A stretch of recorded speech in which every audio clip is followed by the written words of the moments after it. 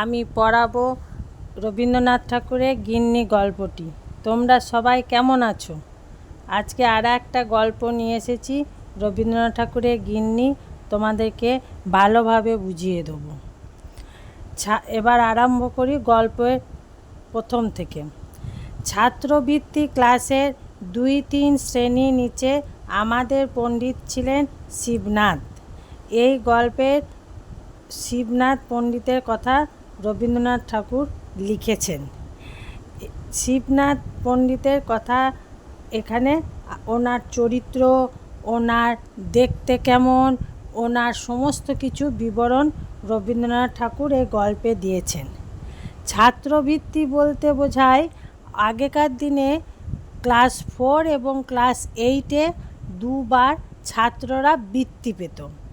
হয় উনি ক্লাস 4-এর নিচের দিকে 2-3 শ্রেণীর নিচের কথা বলেছেন রবীন্দ্রনাথ ঠাকুর, আর না হলে ক্লাস 8-এর 2-3 শ্রেণীর নিচের কথা রবীন্দ্রনাথ ঠাকুর এখানে লেখক বলতে চেয়েছেন।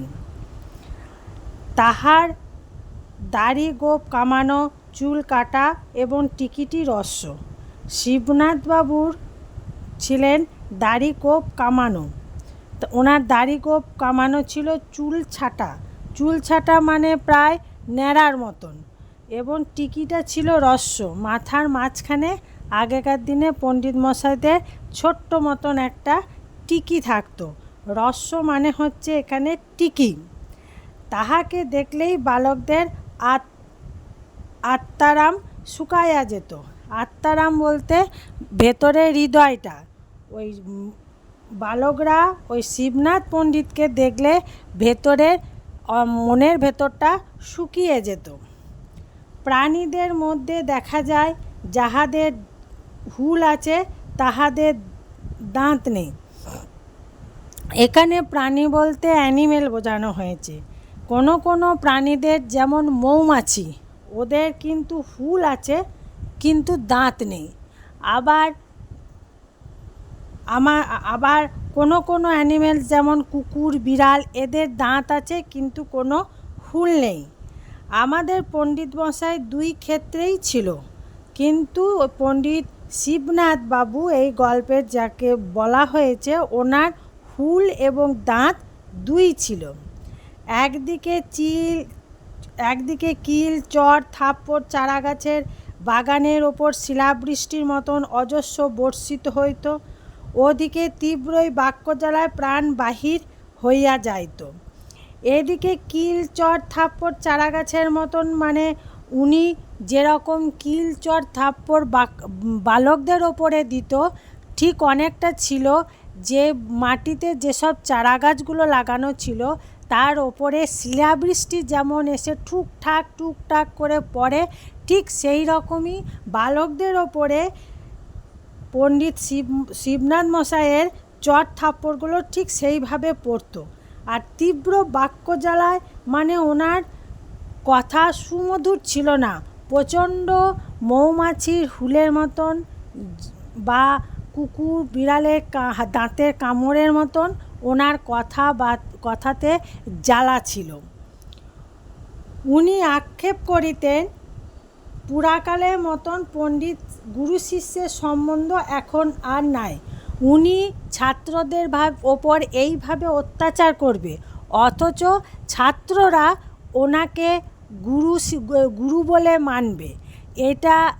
এটা কি কখনো হতে পারে?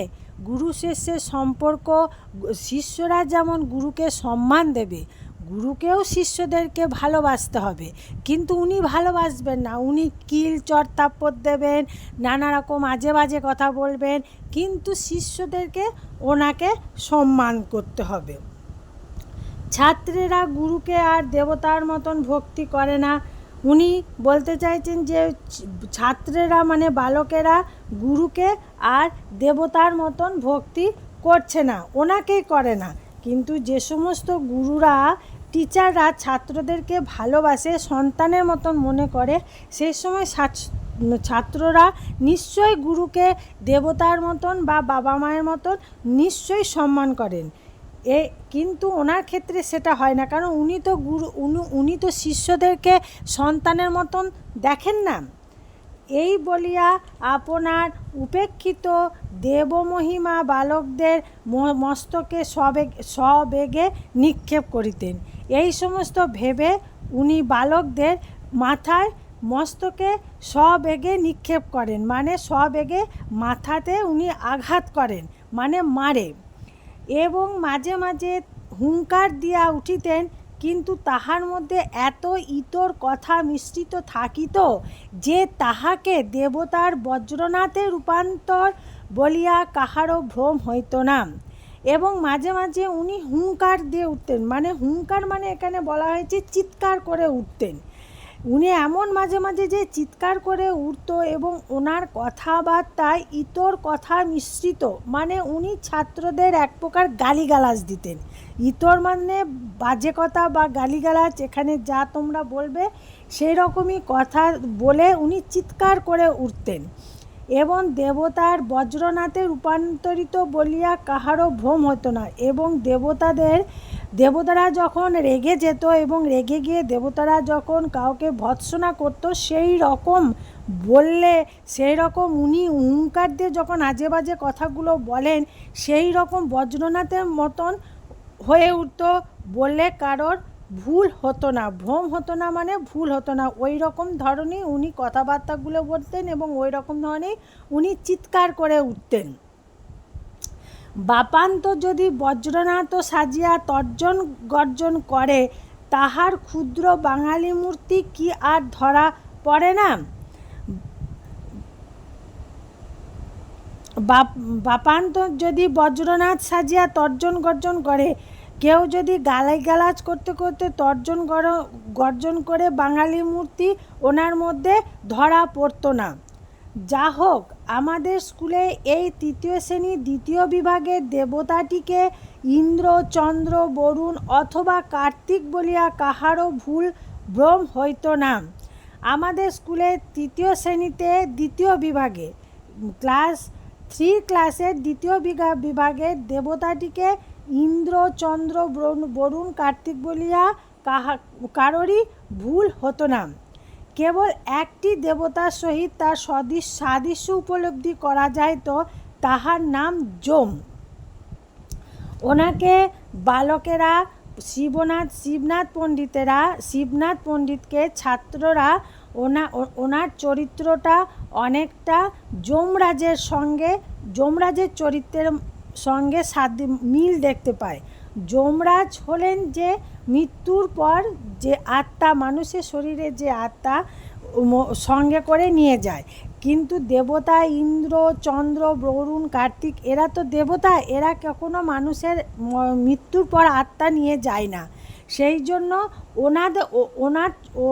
ওনাদের চরিত্রের সাথে শিবনাথ পণ্ডিতের চরিত্রে কোনো মিল পেতেন না। যমরাজ দেবতা, যিনি মানুষের মৃত্যুর পর আত্মা নিয়ে যায়, অতি কষ্টে আত্মা মানুষের দেহ ছেড়ে, আত্মীয় স্বজন ছেড়ে যেতে চায় না, কিন্তু যমরাজ জোর করে নিয়ে যায়। সেই ঠিক ওনার চরিত্রের মতনই পণ্ডিত শিবনাথের চরিত্র ছাত্রেরা মিল পায়।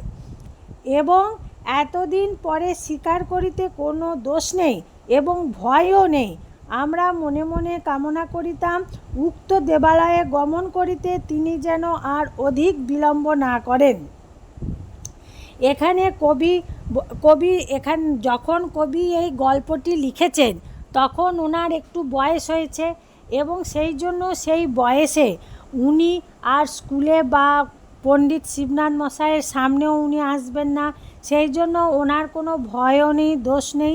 আবার মনে মনে কামনা করত যে এই উক্ত দেবালয়ে যেখানে দেবতারা থাকেন, সেখানে যেন উনি যেতে যেন দেরি না করেন। মানে মনে মনে ছাত্ররা শিবনাথ পণ্ডিত মশাইয়ের মৃত্যু কামনা করতেন। এত ওনাদের ছাত্রদের কাছে শিবনাথ পণ্ডিত মশাইয়ের একটা ভীতির বিষয়বস্তু ছিল। কিন্তু এটা বেশ বোঝা গিয়েছিল নরদেবতার মতন বালায়ান নাই। সুরলোকবাসী দেবতাদের উপদ্রব নাই, গাছ হইতে একটা ফুল পড়িয়া দিলে খুশি হন, না দিলে তাগাদা করিতে আসেন না। আমাদের নরদেবগণ চান অনেক বেশি, এবং আমাদের তিলমাত্র ত্রুটি হইলে চক্ষু দুটি রক্তবর্ণ করিয়া তাড়া করিয়া আসেন। তখন তাহাদিগকে কিছুতেই দেবতার মতন দেখিতে হয় না। কিন্তু এটাতে বেশ বোঝা যায় যে নরদেবতার মতন এর আচার আচরণে কোনো বালাই ছিল না। সুরলোকবাসীতে মানে সুরলোকে মানে স্বর্গে দেবতাদের এসবের কোনো উপদ্রব ছিল না। তাদের যদি গাছ থেকে একটা ফুল পেড়ে নিয়ে এসে তাদের পুজো করা হতো, তাহলেই কিন্তু তাদের খুশি হয়ে যেত। কিন্তু এই শিবনাথ পণ্ডিত কিন্তু তাতে খুশি হতেন না। ওনার চাহিদা ছিল অনেক বেশি, এবং সেই চাহিদা যদি ত্রুটি না কোনো কেউ বালক যদি না করতে পারত, তখন তার চোখ দুটো রক্তবর্ণ, মানে চোখ দুটো থেকে যেন মনে হচ্ছে রক্ত বেরিয়ে এসে তাদের তাড়া করছে, এবং তাহাদিগকে কিছুতেই দেবতার মতন দেখিতে হয় না। এবং উনিয়ার যখন সেই রকম বিভৎস রূপটা কখনোই দেবতার মতন দেখতে লাগতো না। বালকদের পীড়ন করিবার জন্য আমাদের শিব পণ্ডিতের একটা অস্ত্র ছিল। বালকদের বা ছাত্রদের, এখানে যে তোমাদের ছাত্রদের কথা বলা হয়েছে, সেইখানে ছাত্রদের প্রতি অত্যাচার করতে, ছাত্রদেরকে মারতে বা ইতরমূলক কথাবার্তা বলতে শিবনাথ পণ্ডিতের ছিল একটা অস্ত্র। উনি এটাকে বিশাল ভালো কাজ বলে মনে করতেন, এবং এই কাজটা করে উনি প্রচণ্ড আনন্দ পেতেন। সেটি শুনিতে যৎ সামান্য, কিন্তু প্রকৃতপক্ষে অত্যন্ত নির্দারুণ। সেটা শুনতে কিন্তু খুবই সামান্য, কিন্তু সেটা সহ্য করার মতন অত্যন্ত খুব একটা আনন্দজনক ব্যাপার ছিল না। তিনি ছেলেদের নতুন নামকরণ করিতেন, এবং প্রত্যেকটা স্টুডেন্টকে, ছাত্রদের প্রত্যেকটা ছাত্রদের উনি এক একটা করে নাম দিতেন। তাদের নিজস্ব নাম থাকা সত্ত্বেও তিনি প্রত্যেক ছাত্রদেরকে এক একটা নাম দিতেন। নাম জিনিসটা যদিচ শব্দ বই আর কিছুই নয়, কিন্তু সাধারণত লোকে আপনার চেয়ে আপনার নামটাই বেশি ভালোবাসে। নাম জিনিসটা কিন্তু একটা অতি সাধারণ জিনিস, একটা শব্দ, কিন্তু নিজের নাম ছেড়ে অন্য কেউ যদি কোনো নাম দেয়, সেটা কি কারোর ভালো লাগে? কারণ নামটা তো মানুষের নিজস্ব একটা পরিচয়। সেই পরিচয়টা বাদ দিয়ে কেউ যদি আজে বাজে নাম দেয়, সেটা তো নিশ্চয়ই কেউই চাইবে না, কোনো মানুষই চাইবে না। তো ছাত্ররা তো খুব ছোট, তারা তো সেই জিনিসটা বোঝেই না, তারা তো সেখানে সেটা চাইবেই না। কিন্তু সেই কাজটা পণ্ডিত মশাই শিবনাথ বাবু করতেন, এবং করে উনি বেশ আনন্দই পেতেন। ছাত্রদের খারাপ লাগুক আর না লাগুক, উনি সেই বিষয়ে কোনো রকম মাথা ঘামাতেন না। নিজের নাম রাষ্ট্র করিবার জন্য লোকে কি কষ্টই না স্বীকার করে। অবশ্যই মানুষেরা নিজেদের নাম প্রতিষ্ঠিত লোকের মুখে, লোকেরা যাতে কোনো মানুষের নাম মুখে বলে এবং তাদের সম্বন্ধে আলোচনা করেন, এটা প্রত্যেকটা লোকেই চাইবেন। কোনো লোকই চাইবেন না যে আমার নামে বদনাম হোক বা আমাকে নিয়ে সমালোচনা করুন। এটা প্রত্যেক লোকেই কেউই চাইবেন না। এমনকি নামটিকে বাঁচাইবার জন্য লোকে আপনি মরিতে কুণ্ঠিত হন না। লোকে নিজের নামটা বাঁচিয়ে রাখার জন্য আপ্রাণ চেষ্টা করে। এখানে কোনো ভালো লোকের সম্বন্ধে এটা বলা হয়নি। সবাই তো অনেক রাইটার আছে, তারা এক একভাবে নাম নিজেদেরকে বজায় করে রেখে গেছেন, কিন্তু শিবনাথ বাবু এটা প্রত্যেকটা মানুষই তো ভালো কর্ম করতে পারে না, কিন্তু খারাপ কর্মও কেউ করে না, সেটা করে খুবই কম লোকে। কিন্তু বাচ্চারা ভালো কর্ম আর খারাপ কর্ম কী বা করবে, কিন্তু তবুও তো তাদের নিজের নামটা তারা নিজেদেরকে তো পরিচয় দেবে। কিন্তু এইখানে শিবনাথ বাবু সেই জিনিসটাকে নিয়ে খুবই কটাক্ষ করেছেন। বাচ্চাদের নাম নিয়ে, নিজের পরিচয় নিয়ে ভীষণ হাস্যকর, এবং হাস্যকর কেন, অত্যন্ত নির্দারুণ একটা পরিস্থিতি উনি সৃষ্টি করেছেন বাচ্চাদের মধ্যে। এমন নামপ্রিয় মানবের নাম বিকৃতি করিয়া দিলে তাহার প্রাণের চেয়ে প্রিয়তর স্থানে আঘাত করা হয়। অবশ্যই কারোর নাম যদি বরুণ হয়, তাকে যদি তরুণ করে ডাকা হয়, তাহলে তো সেটা তার প্রিয়তর স্থানে তো আঘাত পাবেই, মনের মধ্যে তো আঘাত পাবেই। যদি বিকৃতি নাম করে কেউ কাউকে ডাকে, তাহলে সেটা হবেই, আঘাত লাগবেই। এমনকি যাহার নাম ভূতনাথ, তাহাকে নীলকান্ত বলিলে তাহার অসহ্য বোধ হবেই।